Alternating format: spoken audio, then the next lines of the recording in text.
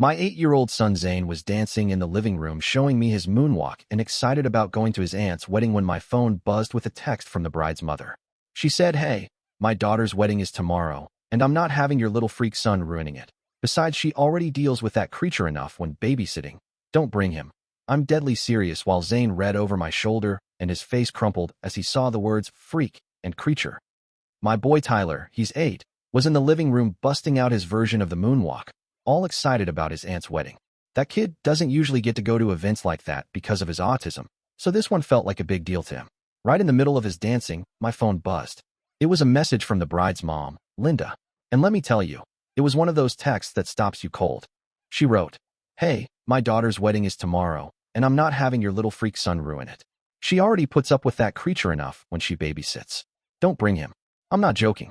Before I could even process what I'd just read, Tyler climbed onto the couch and leaned in close. He caught sight of the words freak and creature, and I watched his whole little face crumble. His voice went small when he asked, She doesn't want me? I'm a creature?"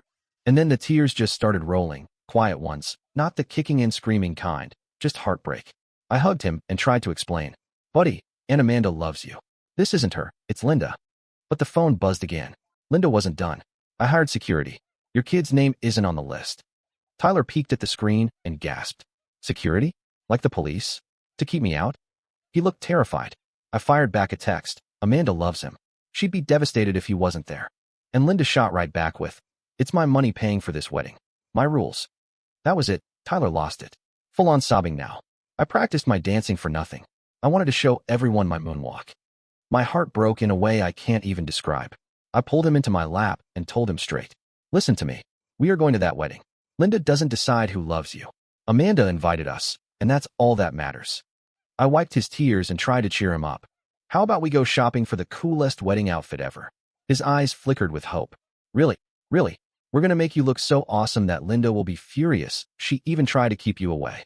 A little smile tugged at his face. "Can I get something with dinosaurs?" "Dinosaurs everything, if that's what you want." He jumped up instantly. "We're really going? Promise?" "Promise. Now grab your shoes. We've got shopping to do." Next morning, Tyler was bouncing like a spring when we walked into the suit shop. He grinned at the clerk and announced, "I want something Linda will hate." The lady laughed and said, "Let's make you unforgettable."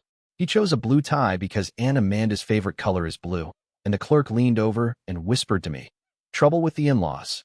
I sighed. Bride's mom doesn't want him there because he's autistic, but Amanda does. Her expression hardened. "Come with me, sweetheart. We're going to make you the star." She came back with dinosaur-themed glasses. Tyler's jaw dropped. "Dad, can I? Please?" I knew Linda would blow a gasket. "Absolutely." Just then, my phone buzzed again. "Linda, security will remove you both." The clerk saw my face and said, "What else can we add? Suspenders?" Tyler yelled, "Dinosaur suspenders." "Add them," I told her. At the card shop, Tyler made a beeline for the biggest, messiest card covered in glitter. He carefully wrote, "I love you, Aunt Amanda," and then plastered it with dinosaur stickers until the thing barely closed. "Linda's gonna hate these dinosaurs," he said with a grin. My phone rang. It was Amanda. "Mom said Tyler's sick." "Not sick. Your mom doesn't want him there." "What? Give me her number." "He's coming. Actually, I want him as my unofficial ring bearer. Don't tell Mom." Meanwhile, Tyler found dragon tattoos and begged for 3 packs. "She's gonna be so mad," he giggled. At home, he picked the brightest, ugliest flowers from our garden, wrapped them in neon pink paper towels and orange ribbon. "This bouquet is terrible. Linda will hate it, but Aunt Amanda will laugh." Then my cousin texted me, "Heard what Linda pulled. We've got your back. Also, Grandma's coming. Linda banned her last year. This is going to be epic." I texted back while Tyler modeled his outfit, suit, dinosaur glasses, suspenders, dragon tattoos, the whole deal. "Do I look annoying?" he asked. "Buddy, you look spectacularly annoying." Another text from Linda. She'd sent photos to security so they'd know our faces. Tyler saw it, and his lip trembled. "Dad, what if they really don't let us in?" I squeezed his shoulder. "Then we'll make so much noise that Amanda herself will come out. You can yell as loud as you want." He practiced right then. "Aunt Amanda, it's me, Tyler, the one Linda hates." In the car, he was locked in. Glasses on, glitter bomb card in hand. "Dad, Linda's gonna be so embarrassed." "That's the plan, buddy." When we arrived, my cousin waved us through. "Linda's already drunk at the bar. You're good." We walked in, and sure enough, Linda spotted us. Her face twisted with rage as she stomped toward us in her heels. Before she could reach us, Tyler shouted across the whole place. "And Amanda!" Amanda spun around, gasped, and ran straight to him in her wedding dress. "Tyler, my baby," she squealed, scooping him up. "Your glasses. Those suspenders. You look amazing." He proudly held out the messy bouquet. "I brought you ugly flowers. Linda hates them." Amanda laughed so hard she nearly dropped them. "They're perfect." Linda finally reached us, shaking with anger. I specifically said. Amanda cut her off. "Mom, did you try to ban my nephew? He's family, and his dinosaur glasses are awesome." Then Grandma walked up out of nowhere. "Linda, still blocking family from weddings, I see." Linda went pale. "You weren't. Amanda invited me. Unlike you, she actually has a heart." During the ceremony, Tyler sat still, only pausing to push up his glasses with exaggerated flair. And when they kissed, he hollered, "Finally!" The whole room cracked up, while Linda looked like she was about to explode. At the reception, Tyler tore up the dance floor, moonwalking with his glasses flashing under the lights. Even Linda's own sisters gave him high fives. Amanda grabbed him for a special dance, calling him my favorite person here. That's when Linda stormed off toward the DJ booth, and suddenly, the music cut. Linda snatched the microphone like it was a weapon and screamed into it. "This child wasn't invited. He needs to be removed right now." Her voice blasted through the speakers, sharp and ugly, and the whole room went still. 200 people froze, their eyes flicking from Linda at the DJ booth to my little boy, standing on the dance floor with his dinosaur glasses slipping down his nose. I could see his bottom lip quivering. Linda wasn't stopping. "He's a problem," she slurred, her words dripping with anger. "This is my daughter's special day, and I won't let it be ruined by some. She couldn't even finish her sentence before Amanda shot up from the head table, so fast her chair toppled over. Her white dress swished as she sprinted across the room. "Mother, stop!" Amanda's voice cracked like thunder. She lunged for the microphone, but Linda yanked it higher, holding it out of reach like some twisted trophy. "This family needs to know what kind of creature you dragged into our party." Linda roared into the mic. My stomach twisted when I saw Tyler start rocking back and forth, that thing he does when he's scared out of his mind. I shoved through the crowd, desperate to get to him, but Grandma got there first. She wrapped her arms around him, her voice strong and steady for everyone nearby to hear. "You're perfect, sweetheart. Don't listen to her." Meanwhile, Daniel stood from the head table. His jaw was clenched tight as he walked straight to the DJ booth. "Linda, you're drunk. Hand me the microphone." But she clutched it to her chest and hissed, "This is my money, my wedding, and that thing doesn't belong here." The word "thing" made the entire room gasp. People stood up at their tables, and Daniel's mother yelled from across the room, "Linda, enough. He's a child." By then I'd made it to Tyler, dropped to my knees, and pulled him close. He was crying into my shoulder, his whole little body shaking. "I'm ruining everything again," he sobbed. I held him tight. "No, buddy, you're not ruining a single thing. Linda is the one ruining this, not you." At the same time, Amanda ripped the mic out of Linda's hands with all her strength. "Everyone, I am so sorry," she said, her voice trembling but clear. "My nephew Tyler belongs here. He belongs with the people who love him." Linda lunged for the mic again, but Daniel stepped between them, blocking his new mother-in-law. "You'd pick that creature over your own mother?" Linda screamed, her voice carrying even without the microphone. That's when Mark, her husband, stood up. His face was darker than I'd ever seen it, filled with anger and something heavier, like years of being fed up. "Linda," he said, his voice low but loud enough for every corner of the room, "we're leaving. Now." Her jaw dropped. "What? Mark, no. They need to leave." But he was already walking toward her, steady as stone. "I've watched you pull this crap for 20 years, he said flatly. "You've done it to my sister, to my own mother, and now you're doing it to an 8-year-old boy. I'm done." The whole place went dead quiet. You could hear the air conditioner hum. Linda's face drained from red to ghost white.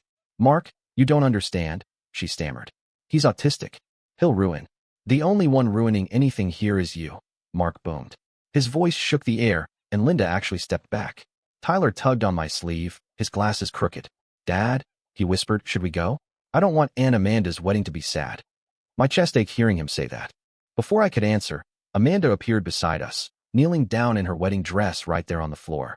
"Tyler, sweetheart," she cried, tears streaming down her face and streaking her makeup. "You are the best part of today. I'm so sorry about my mom. Will you dance with me, please?"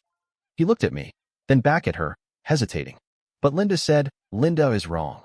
Amanda cut him off, holding his little hands. "You're not a creature. You're my nephew. I love your dinosaur glasses, your moonwalk, and every single thing about you. The DJ, who had been watching everything, leaned into his mic. All right, folks, let's get this party back on track. This one's for Tyler. And right then, the music kicked on. The same song he'd been practicing his moonwalk to. As the beat filled the room, I couldn't help thinking something about Linda's whole "I paid for this wedding" story didn't add up. Mark looked done with her, and honestly, it made me wonder if she was even telling the truth about paying for everything. Half the room was already clapping along to the beat. Daniel's mom yelled from her table, "Come on, Tyler, show us that moonwalk again." My boy sniffled, wiped his nose with his sleeve, and I saw the smallest smile break through. Linda started stumbling toward us in her heels, nearly tripping. "This is my wedding. I paid for all of it." But Grace and a few of our cousins stepped in front of her, making a human wall. Amanda straightened her dress and said firmly, "Actually, Mom, Daniel's parents paid for half, and they want Tyler here." From across the room, Daniel's dad raised his drink. "The boy stays." Linda spun around, desperate, looking for an ally, but even her own sisters shook their heads. "You've gone too far this time, Linda," one of them shouted. That's when Tyler stood tall, pushed his dinosaur glasses back into place, and declared, "I want to dance with Aunt Amanda." He grabbed her hand, and the two of them walked right to the center of the floor. The crowd let out a big, collective "ah" as Amanda spun around him, and he slid into his moonwalk, her dress floating like a cloud beside him. Phones came out, people started recording, and the room just lit up with joy. Linda, meanwhile, made one last dramatic dash, heading for a door-marked office. "I'm getting the manager. This is illegal," she shrieked. Mark trailed after her, shaking his head like he couldn't believe his own life had come to this. While she was gone, the music blasted and the dance floor belonged to Tyler. When the song ended, he gave the deepest, most dramatic bow you've ever seen. The whole place erupted in claps and cheers. "Dinosaurs are awesome," someone yelled from the back. Tyler's whole face lit up as he pushed his glasses up proudly, soaking in every second. Daniel came over and lifted Tyler right up onto his shoulders like it was the most natural thing in the world. He hollered, "This here's my brand new nephew, folks. The coolest kid at this whole wedding." Tyler's laugh came out big and real this time, all those earlier tears gone like they'd never happened. From way up high on Daniel's shoulders, he could see the whole room. People clapping, smiling, showing him nothing but love. About 5 minutes later, Linda showed back up, dragging along a worn-out man in a black suit, the venue manager. "These people weren't invited," she snapped, pointing straight at us. The manager glanced around the room, saw Amanda in her wedding dress laughing, Tyler still riding high on Daniel's shoulders, and everyone else having the time of their lives. "Ma'am, what I see is a wedding with happy guests," the manager said slow and careful. "And the bride clearly wants them here." Linda's face went red as a beet. "I'm paying for this venue," she shot back. But Daniel's dad stood up, already pulling his phone from his pocket. "I've got the receipt right here." He added, "We paid our half directly. Our names are on the contract, too." The manager nodded once, turned, and walked away, leaving Linda planted in the middle of the room. She stood there alone, the whole crowd staring. "You're all going to regret this," she hissed, her voice breaking. "Amanda, you're out of the will." Amanda just laughed, not fake, but really laughed. "Mom, you've been waving that will thread around for 15 years. I don't care about your money." Then Amanda's voice softened. "What I care about is family. Real family. The kind that loves you no matter what." That's when Mark came back into the room, carrying Linda's purse and coat. "We're leaving, Linda. Right now." She tried to protest, but he was already steering her toward the exit. "You can stay at your sister's tonight. I need to think." Just before stepping out the door, Linda turned around one more time. "That child is going to ruin your life, Amanda." But Amanda walked over, took Tyler's hand, and said, "The only thing being ruined tonight is your bond with everyone who actually matters." When the doors shut behind them, the room went silent for a moment. Then Grandma lifted her glass high. "To Tyler, the best dancer at this wedding." The whole place cheered, raising their glasses and shouting, "To Tyler." He buried his face in my shoulder, smiling shy but happy with all the attention. "Dad, everybody likes me." I hugged him close and whispered, "They don't just like you, buddy. They love you." About 10 minutes later, the DJ leaned into his mic, "Special request from the bride. Everybody on the dance floor for the Tyler train." Music kicked in, and Amanda started up a conga line with Tyler proudly leading the way. His dinosaur glasses caught the disco lights like they were made for it. He even slipped in a little moonwalk, and folks behind him tried copying the moves, cracking up when they couldn't quite pull it off. Daniel's mom came up to me as I stood on the edge of the floor. "Your boy is wonderful," she told me. "Linda has been a headache at every family gathering." Thank you for standing up to her. I just watched Tyler at the head of that conga line, adding spins and slides while everyone else followed behind like he was the Pied Piper.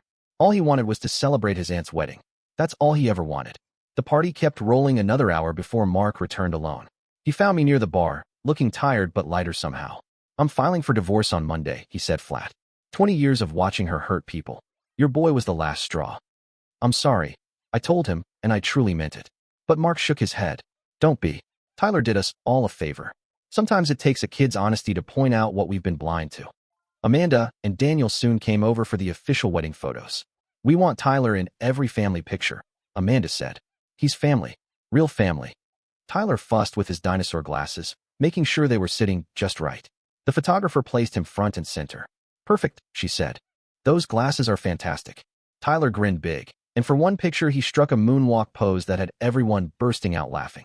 Later, during the cake cutting, Amanda called him up front. My nephew gets the first slice after us, she announced. Linda's empty chair at the head table sat there like a shadow, but nobody paid it any mind. Tyler carefully took his plate of cake, then hesitated. And Amanda? Will Linda be mad at you forever because of me?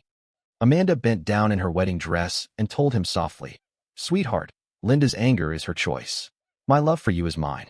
We were digging into cake when sparkles started drifting down from the ceiling vents like snow. The glitter I'd tucked in there earlier had finally worked loose from the AOC. I forgot about that, Tyler yelled, jumping with excitement. Instead of being upset, everyone cracked up, dancing under the glitter rain. This is the best wedding ever, somebody shouted. Amanda spun in the sparkles, her white dress shining like a disco ball, while Daniel grabbed the mic. Everybody, this glitter magic comes courtesy of my new nephew Tyler. Linda said he'd ruin the wedding, but he made it unforgettable. The crowd cheered louder and kept on dancing. By 11:30, the party started winding down, and Tyler had fallen asleep in my lap, still wearing his dinosaur glasses, glitter stuck in his hair. Amanda and Daniel stopped by our table before leaving. Thank you, Amanda whispered, brushing Tyler's hair gently. For bringing him, for fighting for him. Linda stole years of joy from me. No more. Daniel added, we want Tyler at every family gathering, every birthday, every holiday. Linda won't be around to block it. I nodded, feeling something inside me heal I hadn't even realized was broken. I carried my sleeping boy out to the car, his glasses crooked on his face, glitter still shining in his hair. The parking helper bringing our car around grinned. That your boy who did the moonwalk? He was amazing. Inside the car, Tyler stirred as I buckled him in. Dad, did I do good? I kissed his forehead. You did perfect, son. Just being yourself. That's always enough. He smiled, drifted back to sleep, and I drove home with my phone buzzing nonstop. Texts, photos, videos of Tyler dancing, laughing, being loved. Each message said the same kind of thing. Your boy is wonderful. Or, Linda was dead wrong.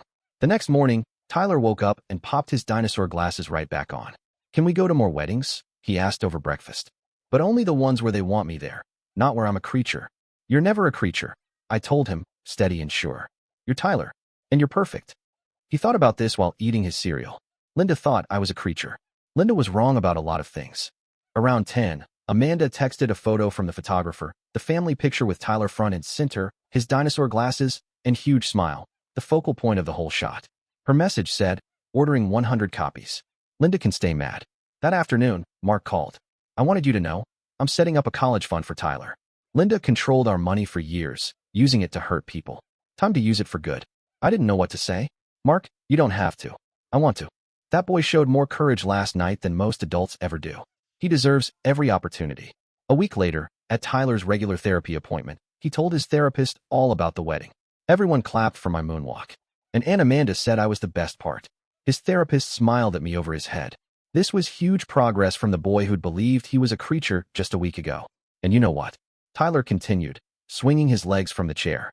When the glitter fell, nobody got mad. They said it was magic. Maybe being different isn't bad. The therapist wrote notes, nodding with a smile. How does that make you feel, Tyler? Like maybe I'm not wrong. Like maybe I'm just me. And that's okay. He swung his legs harder, thinking Linda was the one who was wrong, not me. The therapist set down her pen and leaned forward. That's a very grown-up thing to understand, Tyler. You're absolutely right. 2 weeks later, Mark called while Tyler was at school. Thought you should know. Linda signed the divorce papers. She's moving to Florida to live with her sister. How are you doing? I asked. Because even though Linda was awful, divorce is still hard. Better than I have in years, Mark said. I'm seeing my own family again. Linda had me cut them off years ago. Linda's threat about the will gets me thinking. How many times has she used that same tired line to control Amanda? The way Mark just quietly decides on divorce while watching all this unfold makes me wonder what other moments he's been storing up inside him over their 20 years together. My sister cried when I called her. Good for you, Mark. Listen, I meant what I said about Tyler's college fund. It's all set up. That boy saved my life by just being himself. 3 weeks after that, Amanda called with news that made Tyler jump around the living room for 10 minutes straight. I'm pregnant. And guess what we're calling the baby if it's a boy? What? Tyler asked, pressing his face against my phone. Tyler, after the bravest kid I know. Tyler's eyes went huge behind his dinosaur glasses, which he still wore every day. Really? A baby named after me? Really? You showed me what real family means. I want my baby to be just as brave as you. A month after the wedding, Tyler had to do a presentation at school about an important event in his life. He stood in front of his class wearing his dinosaur glasses and told the whole story. My great-aunt tried to ban me from a wedding because I'm autistic, he said clearly. Not ashamed anymore. But I went anyway. And you know what? Everyone else wanted me there. Sometimes one mean person doesn't speak for everyone. His teacher had tears in her eyes. Tyler, that was incredibly brave. Class, what can we learn from Tyler's story? A girl raised her hand. That being different doesn't mean being wrong. Exactly, the teacher said. And that standing up for yourself matters. Tyler sat down with his head high. 3 kids asked to see his dinosaur glasses at recess. 2 months after the wedding, Reagan tried to reach out. She sent a letter, an actual paper letter, to our house. Tyler found it first and brought it to me. It's from Reagan, he said, recognizing her name on the return address. I opened it and read it out loud. I've had time to think. Perhaps I was too harsh. If you apologize for disrupting my daughter's wedding, we can discuss Tyler attending future family events with proper supervision. Tyler looked at me. She still thinks I did something wrong. Yes, she does. Should we write back? I pulled him onto my lap. What do you think?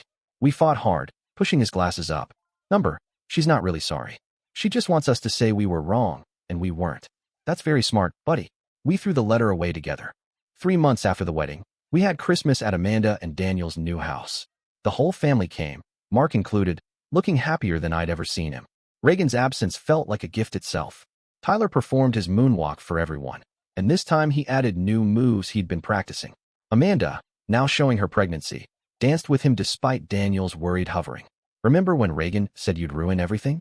Grandma said, watching Tyler teach his younger cousins the moonwalk. She was wrong about everything, I said. Mark overheard and came over. You know what the saddest part is? Reagan's alone in Florida, missing all of this. She chose her pride over her family. That night, as I tucked Tyler into bed at home, he asked me something that showed just how far he'd come. Dad, do you think Reagan is sad? Probably. I'm not glad she's sad, he said carefully. But I'm glad she can't make other people sad anymore. That's a good way to think about it.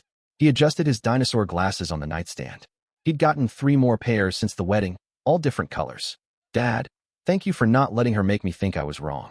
You were never wrong, Tyler. You're exactly who you're supposed to be. I know that now, he said. The wedding taught me. Not everyone has to love me, but the people who matter do. I kissed his forehead, thinking about the terrified boy who'd thought he was a creature just 3 months ago. That boy was gone, replaced by this confident kid who knew his worth. Dad, he said as I reached the door. Yeah, buddy. Next time someone calls me a creature, I'm going to say, no, I'm a dinosaur, and put on my glasses. I laughed. That's perfect. And it was. My boy had learned the most important lesson of all, that other people's opinions of him couldn't change who he was. Reagan had tried to break him, but instead, she'd helped him find his strength. He wasn't a creature or a problem or anything she'd called him. He was Tyler, and that was more than enough. Thanks for hanging out and wondering about stuff with me today. Definitely some interesting moments in there. See you next time. Like the video. It helps more than you think.